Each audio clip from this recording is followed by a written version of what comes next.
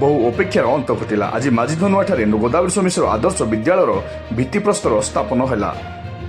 चलित वर्ष ओडिशा रे 204टी विद्यालय और नवरंगपुर जिले में 11टी गोदावरी मिश्र आदर्श विद्यालय मध्य माझीधनुआ एक आदर्श विद्यालय जहाँ छत्तीसगढ़ सीमार अवस्थित। आज सारा राज्य में लोकप्रिय मुख्यमंत्री मोहन चरण माझी आवासीय माध्यम विद्यालय भित्तिप्रस्तर स्थापन कर परिप्रेक्षी में सरकारी उन्नति उच्च विद्यालय माझीधनुआ मान्यवर विधायक तथा जिला योजना बोर्ड अध्यक्ष गौरीशंकर माझी, श्रीजुक्त कुंज बिहारी दास समाजसेवी तथा बीजेपी जिला सभापति, शिक्षा मंत्री प्रतिनिधि वीरेंद्र पुजारी, नवरंगपुर सांसद प्रतिनिधि सुरेश पात्र, डाबुगां विधायक प्रतिनिधि अतिरिक्त जिला शिक्षा अधिकारी नवरंगपुर श्रीमती सुप्रिया नायक, गोष्ठी उन्नयन अधिकारी कोसावड़ा श्रीजुक्त आशीष त्रिपाठी, कोसावड़ा पंचायत समिति अध्यक्षा श्रीमती सर्वेश्वरी माझी, सरपंच श्रीजुक्त दयाराम पुजारी, माझीधनुआ समिति सभ्य श्रीजुक्त जुगधर हरिजन प्रमुख उपस्थित गोदावरी मिश्र आदर्श विद्यालय भित्तिप्रस्तर स्थापन करागला। यह अवसर पंचायतर मान्यगण्य तथा बुद्धिजीवी माने गोदावरी मिश्र आदर्श विद्यालय योजना सह गुणात्मक शिक्षा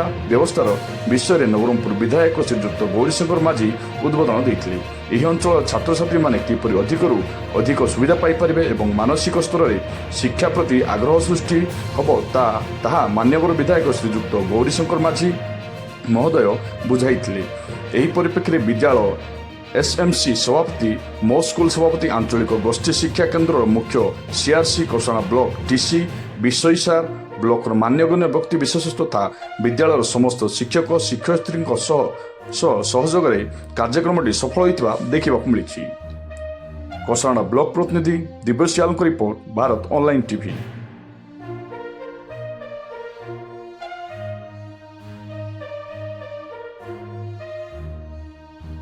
मुख्यमंत्री कथा दई कथा रखिबा सरकार गत 2 वर्ष है प्रथम पर्यायर आमर गोदावरी आदर्श विद्यालय आरंभ होता गत वर्ष एवं चलित आज द्वितीय पर्याय आदर्श विद्यालय भित्तिप्रस्तर स्थापन होती। आमर नवरंगपुर जिलार 13टा जगह आम बर्तमान अच्छु कसागुंडा ब्लॉक माझीधनुआ ये गोदावरी आदर्श विद्यालय माध्यम जो भित्तिभूमि पिला किमती बाटिका आरंभ करी 10वीं पर्यंत भल भाव पाठ पढ़े समस्त भित्तिभूमि सह तार 6-7 कोटी टकर जो व्यवस्था कर आज भित्तिप्रस्तर स्थापन सारा राज्य में एककालीन थिला माननीय मुख्यमंत्री आरंभ करते।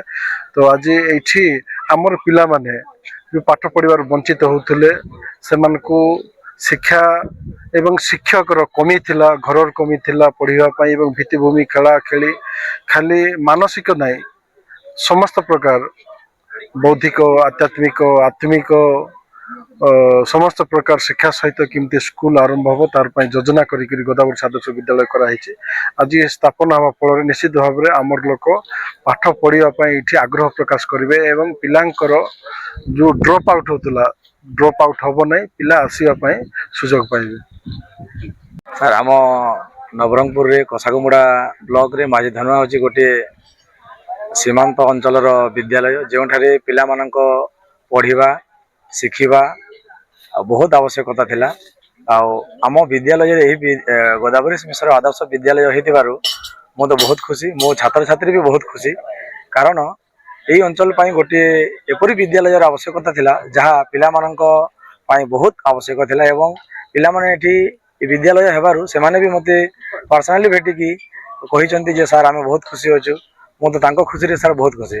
आमर माझीधनुआ प्रकृत रे विद्यालयटी वरदान सदृश एवं एठारे पिला आसी रही पाठ पढ़ी सुंदर भाव आग को जाई पारिबे। आम विद्यालय छात्र छात्री माने विभिन्न क्षेत्र में जेपरी विज्ञान है, ड्रामा है, खेल है, सब क्षेत्र में जिला राज्य तथा नेशनल लेवल जाकि पार्टिसिपेट करुँच।